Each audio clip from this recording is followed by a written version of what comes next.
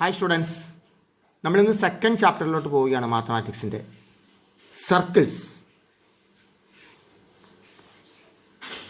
വൃത്തങ്ങൾ എന്ന് പറയുന്നു. സർക്കിൾസ് വൃത്തങ്ങൾ. ഒരു സർക്കിൾ എത്ര ഡിഗ്രിയാണ്? ഒരു വൃത്തം എത്ര ഡിഗ്രിയാണ്? ഒരു വൃത്തം 9ാം ക്ലാസ്സിൽ പഠിച്ചാൽ ഒരു വൃത്തം 360 ഡിഗ്രിയാണ്. A circle is 360 degree. Circle 360 ഡിഗ്രിയാണ്. ഇത് സർക്കിളിൻ്റെ സെൻറ്ററാണ്, വൃത്തത്തിൻ്റെ കേന്ദ്രമാണ്. ഇത് വൃത്തത്തിൻ്റെ കേന്ദ്രം. ഈ വരയ്ക്കുന്നത് എന്താണ് പറയാമോ? ഇങ്ങനെ വരച്ചാൽ AB എന്താണെന്ന് പറയാമോ? ദിസ് ഈസ് എ കോഡ് ആണോ? This is a code. ശരിയാണ്. ഇതൊരു ഞാണാണ്. ഇപ്പം ഞാൻ നോക്കിക്കേ, ഇത് സെൻറ്റർ ആണെങ്കിൽ ഇതും ഒരു ഞാണാണ്. ദിസ് ഈസ് ഓൾസോ എ കോഡ്. ദിസ് ഈസ് എ കോഡ്. ദിസ് ഈസ് എ കോഡ്. ദിസ് ഓൾസോ എ കോഡ്. ഇതെല്ലാം കോഡാണ്. അപ്പോൾ കോഡ് എന്ന് പറഞ്ഞാൽ എന്താണ്? വാട്ട് ഈസ് എ കോഡ്? ഒരു ഞാൻ എന്ന് പറഞ്ഞാൽ എന്താണ്? വാട്ട് ഈസ് എ കോഡ്? ഒരു സർക്കിളിലെ എനി 2 പോയിൻറ്റ്സ്, ഒരു സർക്കിളിലെ 2 പോയിൻറ്റ്സ് എന്ത് ചെയ്യണം? 2 പോയിൻറ്റ്സ് കമ്പൈൻ ചെയ്തുകൊണ്ടൊരു ലൈൻ വരയ്ക്കുക അല്ലേ? ആ ലൈനെയാണ് കോഡെന്ന് പറയുന്നത്. ഒരു വൃത്തത്തിലെ രണ്ട് ബിന്ദുക്കൾ യോജിപ്പിച്ച് വരയ്ക്കുന്ന വരയാണ് ഞാൻ കോഡ്.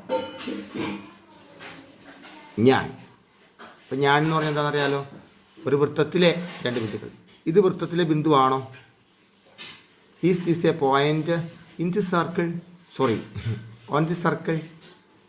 സർക്കിളിലാണോ ഈ പോയിന്റ്? അല്ല, it is not in the circle. സർക്കിളിലല്ല, ഇൻ ദി സർക്കിളല്ല, ഇൻസൈഡ് ദി സർക്കിളാണ് അല്ലേ? അപ്പോൾ വൃത്തം എന്ന് പറയുമ്പോൾ എന്താണ്? വൃത്തം എന്ന് പറയുമ്പോൾ ഈ ഒരു വരയാണ് ഉദ്ദേശിക്കുന്നത്. ഇത് വൃത്തത്തിൻ്റെ അകത്താണ് ഈ ബിന്ദു, ഇത് വൃത്തത്തിൻ്റെ പുറത്താണ് ഈ ബിന്ദു, ഇത് വൃത്തത്തിലാണ് ഈ ബിന്ദു അല്ലേ? ഇത് വൃത്തത്തിൻ്റെ അകത്താണ് ഈ ബിന്ദു, ഇത് വൃത്തത്തിൻ്റെ പുറത്താണ് ഈ ബിന്ദു, ഇത് വൃത്തത്തിലാണ് ഈ Bindu. This point is inside the circle, this point is outside the circle, and this point is in the circle. അപ്പോൾ വൃത്തത്തിലെ 2 ബിന്ദുക്കൾ എന്ന് പറയുമ്പോൾ ഈ ഇതിൻ്റെ അകത്ത് കിടക്കുന്ന 2 ബിന്ദുക്കൾ യോജിപ്പിച്ചാൽ കിട്ടില്ല. എന്താണ്? ഇതാണ് വൃത്തത്തിലെ 2 ബിന്ദുക്കൾ. സർക്കിളിലെ 2 പോയിൻറ്റ്സ് നമ്മൾ ചേർത്ത് വരച്ചു കഴിഞ്ഞാൽ എന്ത് കിട്ടും? ഒരു കോഡ് കിട്ടും. അപ്പോൾ ദിസ് ഈസ് എ കോഡ്. ഇതൊരു ഞാനാണ്, അതിൽ ആർക്കും സംശയമില്ല, ഇതൊരു ഞാനാണ്. എന്നാൽ ഞാൻ പറയുകയാണ്, ഇതൊരു ഞാൻ മാത്രമല്ല, ഇത് വൃത്തത്തിൻ്റെ വ്യാസവും കൂടിയാണ്, ഇത് വൃത്തത്തിൻ്റെ ഡയമീറ്ററും കൂടിയാണ്. This is also A diameter. അപ്പോൾ കോഡും ഡയമീറ്ററും തമ്മിലുള്ള ഡിഫറൻസ് എന്താണ്? What is the difference between code and diameter? If we join any 2 points on a circle, സർക്കിളിലെ any 2 points join ചെയ്താൽ we will get a chord. If we'll join any point in the circle, we will get a chord. ഒരു വൃത്തത്തിലെ ഏതെങ്കിലും 2 ബിന്ദുക്കളെ യോജിപ്പിച്ച് കിട്ടുമ്പോൾ എന്ത് കിട്ടും? ഞാൻ കിട്ടും. ഇതൊരു ഞാനാണ്. This is a chord, this is a chord, this also a chord. എന്നാൽ വ്യാസം എന്ന് പറയുന്ന ആ ഞാനിൽ എന്തുണ്ടാവണം? സെൻറ്റർ ഉണ്ടാവണം. എ കോഡ് which passes through the centre is called its diameter. A കോഡ് that passes through its centre is diameter. കേന്ദ്രത്തിലൂടെ കടന്നു പോകുന്ന ഞാണിനെയാണ് വ്യാസം എന്ന് പറയുന്നത്. വ്യാസം എന്ന് പറയുന്നത്. എ കോഡ് which passes through the centre is called a diameter. അപ്പോൾ ഡയമീറ്റർ കോഡ് നമ്മൾ വ്യത്യാസം മനസ്സിലായില്ലേ? അപ്പോൾ നിങ്ങൾക്ക് ഇത്രയും കാര്യങ്ങളുണ്ട്. ഒരു വൃത്തത്തിൻ്റെ വ്യാസം എന്ന് പറഞ്ഞതാണ്. എത്ര വ്യാസം വേണമെങ്കിലും വരയ്ക്കാം കേട്ടോ. വൃത്തത്തിൽ ലക്ഷക്കണക്കിന് കോടിക്കണക്കിന് വ്യാസം വരയ്ക്കാം. എത്ര ഡയമീറ്റർ വേണമെങ്കിലും നമുക്ക് ഡ്രോ ചെയ്യാം. എത്ര കോഡ്സ് വേണമെങ്കിലും ഡ്രോ ചെയ്യാം. അപ്പം ഞാൻ എന്താണ്, ഡയമീറ്റർ എന്താണെന്ന് മനസ്സിലായില്ലേ? ഡയമീറ്റർ ഒരു ഞാൻ തന്നെയാണ്, പക്ഷെ അത് സെൻറ്ററിലൂടെയാണ് കടന്നു പോകുന്നതെന്നുള്ളൂ. വൃത്തത്തിൻ്റെ സെൻറ്ററിൽ കൂടി. വ്യാസം എന്ന് പറയുന്ന ഒരു ഞാൻ തന്നെയാണ്, അത് വൃത്തത്തിൻ്റെ കേന്ദ്രത്തിൽ കൂടി കടന്നു പോകുന്ന ഞാനാണ് വ്യാസം. ഇത്രയും കാര്യം മനസ്സിലായില്ലേ? യെസ്. ഇനി ഇത് ഡയമീറ്റർ അല്ലേ? ഡയമീറ്റർ ഈ ഡയമീറ്റർ രണ്ട് എൻസ് ഇല്ലേ, എയും ബിയും. ഡയമീറ്ററിൻ്റെ രണ്ട് എൻസ് ആണ് എയും ബിയും. If you join the ends of a diameter of a circle to a point on the circle, ഇത് സർക്കിളിലെ പോയിന്റാണ്, ഇത് ഇൻസൈഡ് ദി സർക്കിളാണ്, ഈ പോയിന്റ് ഇൻസൈഡ് ദി സർക്കിളാണ്. ഇതല്ല, ഓൺ ദി സർക്കിൾ, സർക്കിളിൽ കിടക്കുന്ന ഒരു ബിന്ദു, സർക്കിളിൽ കിടക്കുന്ന ഒരു point. If you join to ends of a diameter of a circle to a point on the circle, circle we get a right angle. ഒരു സർക്കിളിലെ ഡയമീറ്ററിൻ്റെ ഓപ്പോസിറ്റ് പോയിന്റ്സ് ഉള്ളൂ, എൻഡ് പോയിന്റ്സ്, ഡയമീറ്ററിൻ്റെ എൻഡ് പോയിന്റ്സ് ഈ സർക്കിളിലെ ഏതെങ്കിലും ഒരു പോയിന്റുമായിട്ട് ജോയിൻ ചെയ്ത് ഒരു ആംഗിൾ ജോയിൻ ചെയ്താൽ, ആ പോയിന്റായിട്ട് ജോയിൻ ചെയ്താൽ, രണ്ട് എൻഡ്സും പോയിന്റായിട്ട് ജോയിൻ ചെയ്താൽ we get a right angle, and this is a right triangle. വൃത്തത്തിൻ്റെ വ്യാസത്തിൻ്റെ അഗ്രബിന്ദുക്കൾ വൃത്തത്തിലെ ഒരു ബിന്ദുവുമായി യോജിപ്പിച്ച് കിട്ടുന്ന കോൺ മട്ടകോൺ ആയിരിക്കും. നമുക്ക് മലയാളത്തിൽ എങ്ങനെ എഴുതാം? വൃത്തത്തിൻ്റെ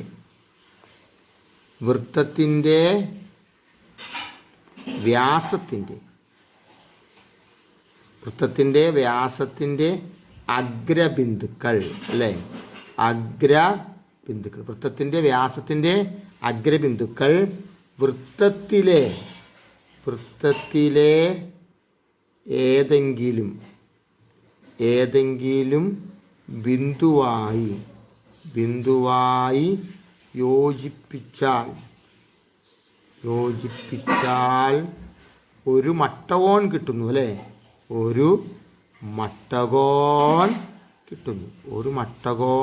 കിട്ടുന്നു.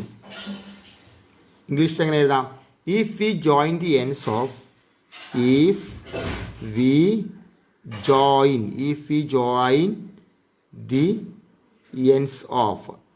ഓഫ് എന്തിൻ്റെ എൻസ് ആയിരിക്കണം? Ends of a diameter of a circle to a point. എങ്ങോട്ടൊക്കെയാണ്? To a point on the circle, സർക്കിളിലെ പോയിന്റ് ആയിരിക്കണം. On the circle we get a right angle.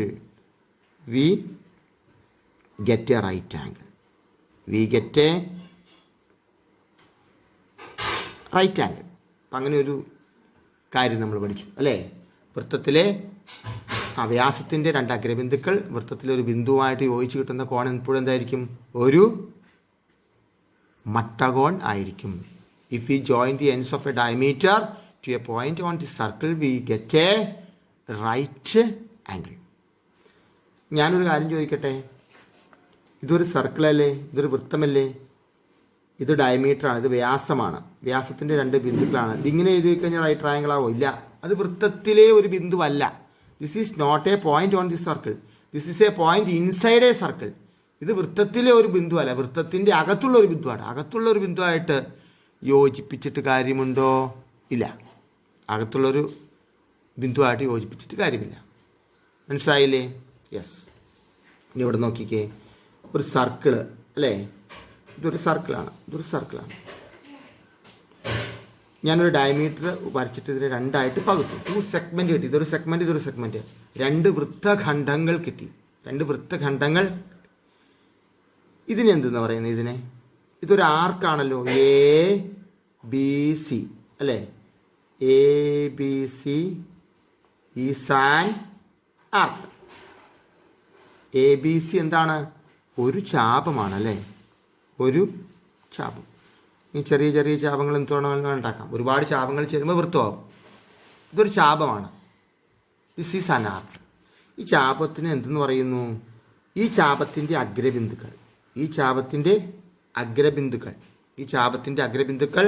വ്യാസത്തിൻ്റെ അഗ്രബിന്ദുക്കൾ തന്നെയാണ്, അല്ലേ?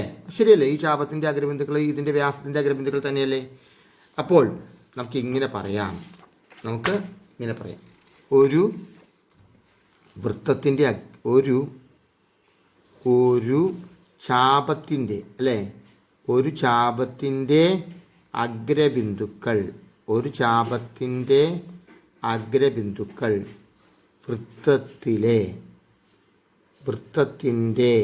വ്യാസത്തിൻ്റെ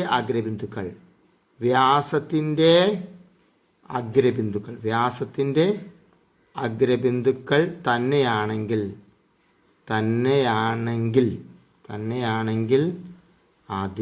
അത് ഒരു അർദ്ധവൃത്തമാണ്. അതൊരു അർദ്ധവൃത്തമാണ്.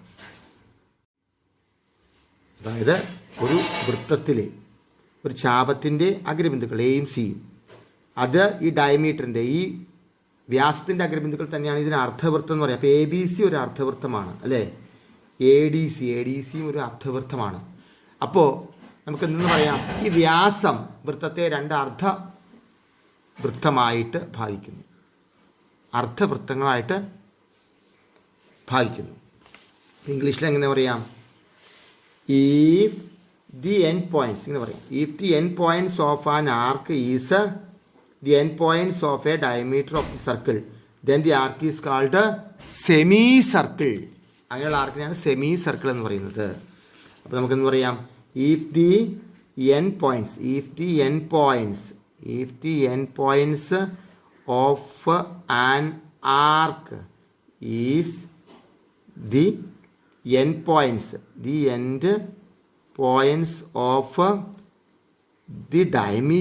of the diameter of a circle, it is a semicircle. Okay, it is a semicircle.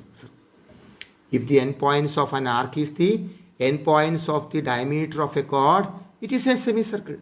അതിനൊരു സെമിസർക്കിൾ എന്ന് പറയാം. മനസ്സിലായില്ലേ? യെസ്, ഇതാണ് സെമി സർക്കിൾ എന്ന് പറയുന്നത്. അപ്പോൾ ഇനി വേറെ ചില പ്രത്യേകതകൾ നമുക്ക് നോക്കാം.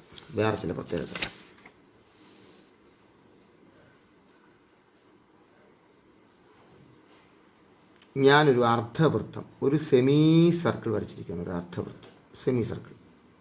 ഇതിങ്ങനെ യോജിപ്പിച്ചാൽ ഒരു വൃത്തമാവും, ഇതൊരു സർക്കിളാവും.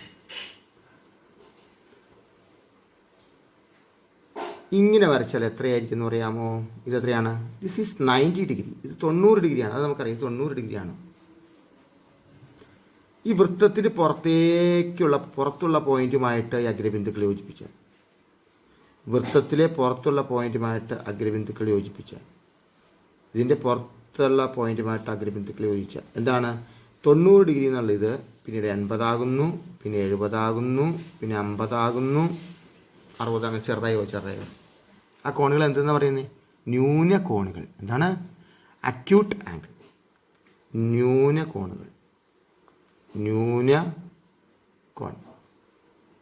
Acute angle. അപ്പോൾ ഒരു അർദ്ധവൃത്തത്തിലെ കോൺ 90 ഡിഗ്രി ആയിരിക്കും. എന്നാൽ ആ വൃത്തത്തിൻ്റെ പുറത്തെ ഒരു പോയിന്റുമായിട്ട് ബന്ധിപ്പിക്കുകയാണെങ്കിലോ, ഈ ഡയമീറ്ററിനെ, ഈ വ്യാസത്തെ വൃത്തത്തിൻ്റെ പുറത്തെ ഒരു ബിന്ദുവായിട്ട് യോജിപ്പിച്ചുണ്ടാക്കുന്ന കോൺ എപ്പോഴും എന്തായിരിക്കും? അക്യൂട്ട്, ഒരു ന്യൂനകോൺ ആയിരിക്കും. വൃത്തത്തിൻ്റെ വ്യാസത്തിൻ്റെ അഗ്രബിന്ദുക്കൾ വൃത്തത്തിലെ പുറത്തെ ഒരു ബിന്ദുവുമായിട്ടുണ്ടാക്കുന്ന കോൺ എന്തായിരിക്കും? ന്യൂനകോൺ ആയിരിക്കും. The angle made by joining the endpoints of the diameter to a point in the outside of a triangle. The point in the outside of a triangle is a acute angle. അപ്പോൾ ഈ point എപ്പോഴും എന്താണ്? വൃത്തത്തിൻ്റെ പുറത്താണ്. ഒരു കോൺ acute angle ആണെങ്കിൽ അത് വൃത്തത്തിൻ്റെ പുറത്തായിരിക്കും. മനസ്സിലായില്ലേ? അതായത് ഈ വ്യാസത്തിലെ അഗ്രബിന്ദുക്കൾ ഒരു കോൺ ഉണ്ടാക്കി, വൃത്തത്തിലൊരു കോൺ ഉണ്ടാക്കി എന്ന് പറയുമ്പോൾ അത് ന്യൂനകോണാണെങ്കിൽ അതിൻ്റെ അർത്ഥം എന്താണ്? ആ ഉണ്ടാക്കിയ ബിന്ദു പുറത്താണ്, വൃത്തത്തിൻ്റെ പുറത്താണ്. ഡയമീറ്ററിൻ്റെ എൻഡ് പോയിൻറ്റ്സ് ഒരു ആംഗിൾ ഉണ്ടാക്കി, ആ ആംഗിൾ അക്യൂട്ട് ആംഗിൾ ആണെങ്കിൽ ആ ഉണ്ടായ പോയിന്റ്, അക്യൂട്ട് ആംഗിൾ ഉണ്ടായ പോയിന്റ് എപ്പോഴും സർക്കിളിൻ്റെ ഔട്ട്സൈഡ് ആയിരിക്കും. അത് ഞാൻ അകത്തോട്ട് വരയ്ക്കട്ടെ. അകത്തൊരു പോയിന്റ് ആകുമ്പോഴാണ് ഇത് ഏകദേശം 130 ഡിഗ്രി വരും, ഇത് ഏകദേശം 120 ഡിഗ്രി വരും. കണ്ടോ? അപ്പോൾ വ്യാസത്തിൻ്റെ അഗ്രബിന്ദുക്കൾ വൃത്തത്തിലെ അകത്തെ ഒരു ബിന്ദുമായിട്ട് യോജിപ്പിച്ചിരിക്കുന്ന ഒരു കോൺ എന്ന് പറയുന്നത്, യോജിപ്പിച്ചിരിക്കുന്ന ഒരു കോൺ എപ്പോഴും എന്തായിരിക്കും?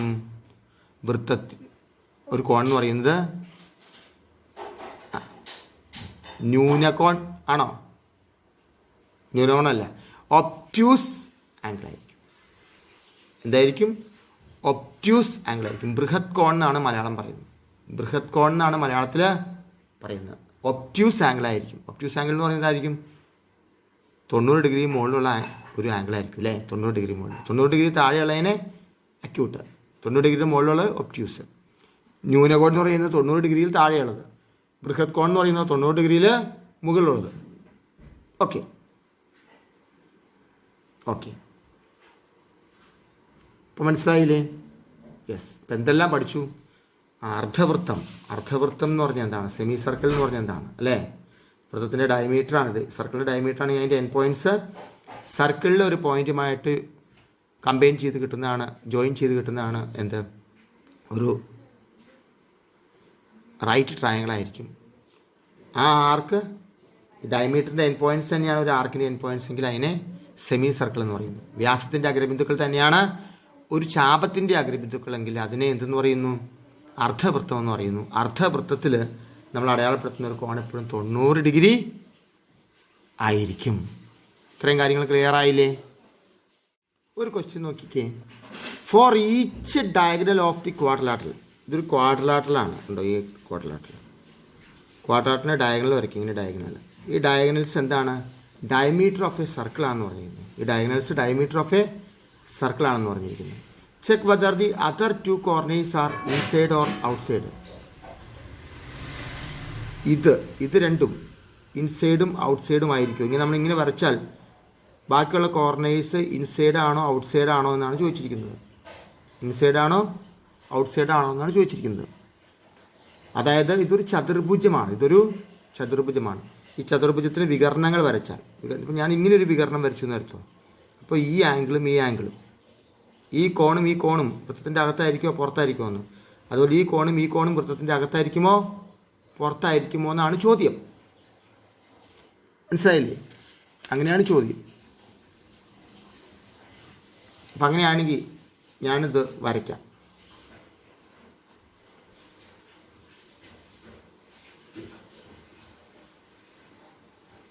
ഞാനിതിന് ഇങ്ങോട്ടൊരു വൃത്തത്തിലേക്ക് ഒരിക്കലും സർക്കിളിലോട്ട് ഞാൻ വരച്ചു. എങ്ങനെയെങ്കിലുമൊക്കെ സർക്കിളിലോട്ട് വരച്ചു.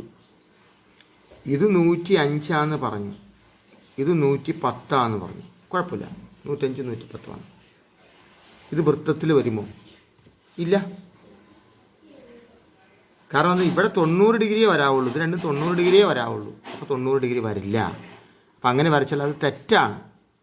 ഞാൻ ഇതാണ് ഡയമീറ്ററായിട്ട് കരുതുന്നതെങ്കിൽ, ഇതാണ് വ്യാസമെങ്കിൽ 105 110 വരും. അത് 90 വരുള്ളൂ. അപ്പോൾ തെറ്റാണ്.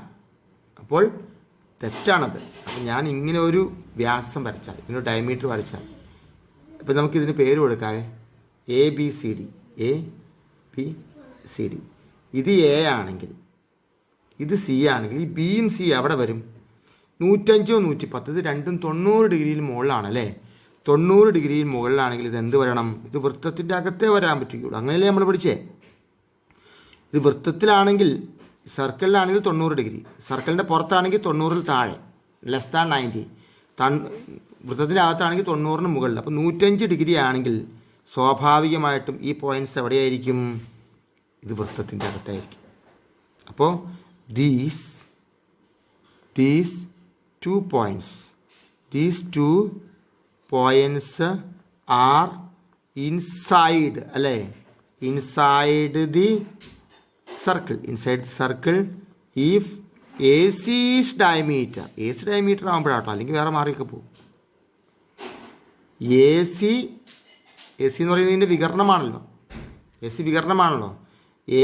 അത് എന്താണ്? അത് വ്യാസവുമാണ്. AC വ്യാസം എങ്കിൽ ഈ രണ്ട് ബിന്ദുക്കളും, ഈ രണ്ട് കോണുകളുണ്ടല്ലോ, അതായത് ഈ രണ്ട് ബിന്ദുക്കളും എന്തായിരിക്കും? വൃത്തത്തിൽ വൃത്തത്തിനുള്ളിലായിരിക്കും കണ്ടോ. ഇങ്ങനെ വരച്ച് രണ്ടും വൃത്തത്തിനുള്ളിലായിരിക്കും. ഇനി നമുക്ക് മറ്റൊരു കാര്യമുണ്ട്. ഇത് 55 ഡിഗ്രി. അപ്പോൾ ഇത് എത്രയാണെന്ന് കാണാൻ പറ്റുമോ? ആംഗിൾ സി കാണാമോ? ആംഗിൾ സി കാണാൻ എന്ത് ചെയ്യണം? ഒരു ചതുർഭുജത്തിലെ 4 കോണും കൂടി കൂട്ടിയാൽ 360 കിട്ടണം അല്ലേ? ഒരു ക്വാഡ്രാറ്റിലെ 4 ആംഗിൾസും കൂടി കൂട്ടിക്കഴിഞ്ഞാൽ അതിൻ്റെ സം കണ്ടാൽ 360 കിട്ടണം. അപ്പോൾ മൊത്തം 360 അതിനകത്തുനിന്ന് ഈ 105ഉം ഈ 110ഉം ഈ 55ഉം കൂടി കൂട്ടിയിട്ടത് കുറച്ച് കഴിഞ്ഞാൽ ഈ ആംഗിൾ കിട്ടില്ലേ? യെസ്. ഇപ്പോൾ 360 മൈനസ് 105 105 50ഉം 160 അല്ലേ? 160 160ഉം 110ഉം പറയാമോ? 160 110ഉം 105 ഇത് 110 105ഉം 55ഉം 160 160 260 270 വന്നു അല്ലേ? 270 വന്നു ശരിയല്ലേ? 360 270 കുറച്ച് എത്രയാണ്? 90 ഡിഗ്രിയാണ്. അപ്പോൾ ഈ ആംഗിൾ 90 ഡിഗ്രി അല്ലേ? ഈ രണ്ട് ആംഗിൾ ഞാൻ വരയ്ക്കട്ടെ. 90 ഡിഗ്രിയാണ്. ഈ രണ്ട് ആംഗിൾ വരയ്ക്കട്ടെ. ഈ രണ്ട് ആംഗിൾ വരയ്ക്കുമ്പോൾ ഞാൻ എന്താണ് ഇത് 105 110 എടുക്കാൻ പറ്റില്ല കേട്ടോ. അത് വൃത്തത്തിൻ്റെ അകത്താകാൻ പാകത്തിന് വരയ്ക്കാൻ പറ്റില്ല നമുക്കത്. മനസ്സിലായില്ലേ? അപ്പോൾ നമ്മളത് എന്ത് ചെയ്യും? ഇതൊരു കൺഫ്യൂസിങ് ആയിട്ടുള്ളൊരു ക്വസ്റ്റ്യൻ ആണെന്ന് വിചാരിക്കേണ്ട. എളുപ്പമൊക്കെയാണിത്. ഞാൻ ഇതിങ്ങനെ വരയ്ക്കുന്നു. നിങ്ങൾ ഇത്ര നോക്കിയാൽ മതി പിള്ളേർ. ഞാനിത് വരയ്ക്കുന്നു. ഇത് വരയ്ക്കുമ്പോൾ എന്തായാലും ഇതിങ്ങനെ വരയ്ക്കാൻ പറ്റില്ല. ഞാനിങ്ങനെ വരയ്ക്കുന്നു.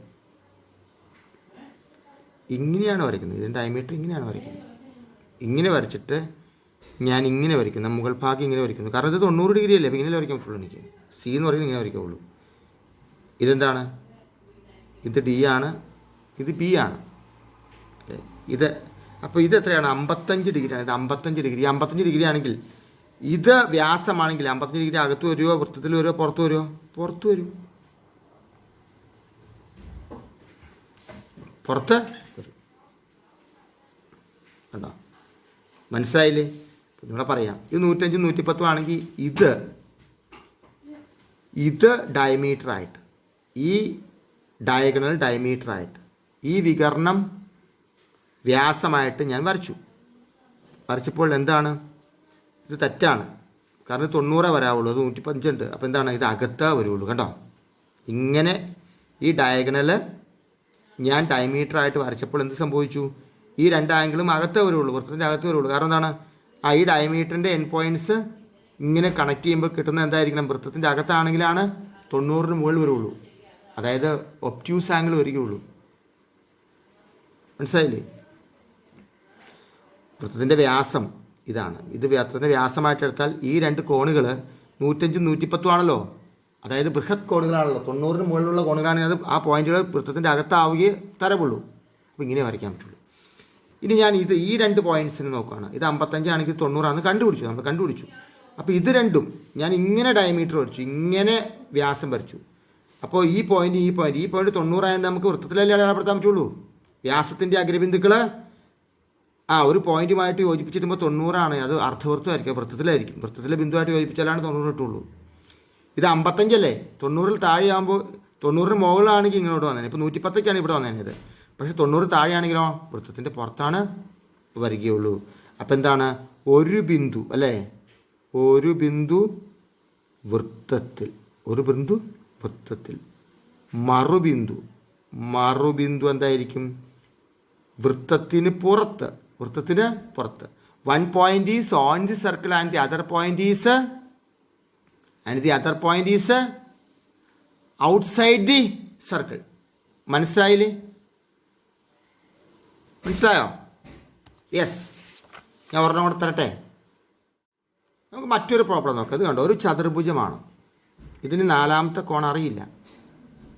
നാലാമത്തെ കോൺ കണ്ടുപിടിക്കാം.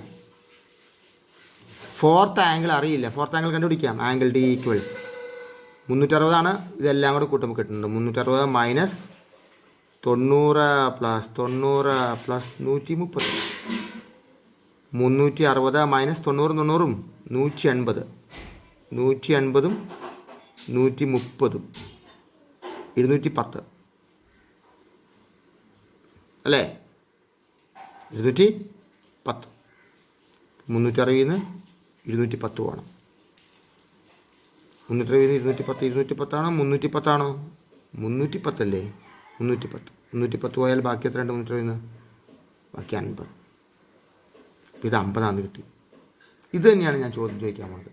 ഞാൻ ഇങ്ങനൊരു വികരണം വരച്ചാൽ, ഇങ്ങനൊരു ഡയഗണൽ വരച്ചാൽ, അത് ഡയമീറ്റർ ആയിട്ട് എടുത്താൽ, ഇങ്ങനെയൊരു വികരണം വരച്ചിട്ട് അത് വ്യാസമായിട്ട് ഒരു വൃത്തം വരയ്ക്കാൻ പോവുകയാണ് ഞാൻ. അപ്പോൾ ഈ രണ്ട് ബിന്ദുക്കൾ എവിടെയായിരിക്കുന്നതാണ് ചോദ്യം. ശരിക്കും മനസ്സിലാക്കി നോക്കിയിരുന്നാലേ കിട്ടുള്ളൂ കേട്ടോ. അതാണ് സ്ലോയി പഠിപ്പിക്കുന്നത്. പോർഷൻ തീർക്കാൻ വേണ്ടി മാത്രം ഇരുന്ന് കഴിഞ്ഞാൽ ശരിയാവില്ല. ഇത് ബി, അത് സി. അപ്പം ഞാൻ ഇങ്ങനെയാണ് വരച്ചത്. ഇപ്പം ഇങ്ങനെ വരച്ച് പിന്നെ ഈ ആംഗിളിലാണ് അവിടെ തന്നിട്ടുള്ളൂ. ഇവിടെയാണ് 90 വരുന്നത് അല്ലേ? പക്ഷേ ഇത് 130 അല്ലേ? 130 ആകുമ്പോൾ വൃത്തത്തിൻ്റെ അകത്തേ വരാവുള്ളൂ. ഇത് വൃത്തത്തിൻ്റെ 50 ആകുമ്പോഴോ? 50 ആണെങ്കിൽ വൃത്തത്തിൻ്റെ പുറത്താണ് വരികയുള്ളൂ. ശരിയല്ലേ? ഇത് ഡയമീറ്റർ ആണെങ്കിൽ, ഇത് വ്യാസമാണെങ്കിൽ ഇവിടെ ഇങ്ങനെ വരച്ച് കഴിഞ്ഞാൽ 90 ആണല്ലേ? 90 ഇവിടെ. 90 മുകളിലാണെങ്കിൽ അകത്ത് വരും, 90 താഴെയാണെങ്കിൽ ഇങ്ങനെ പുറത്ത്. ഓക്കെ, ഇതുപോലെ തന്നെ മറ്റൊരെണ്ണം കൂടി വരയ്ക്കാം.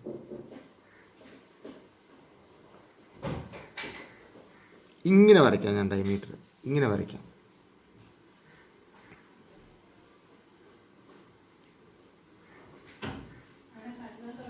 അപ്പോൾ സർക്കിൾ ഇങ്ങനെ വരച്ചു. അപ്പോൾ